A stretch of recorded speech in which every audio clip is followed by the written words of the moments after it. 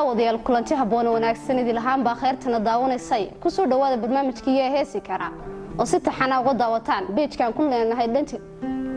leenahay dhanka YouTube-ka ee Dayax Films barnaamijka waxa noogu martiya koox reer Jubbitiana mataanaha iyo nimcaalimige dhanka musicianka waxa inoo tumaya abaan qurbaawi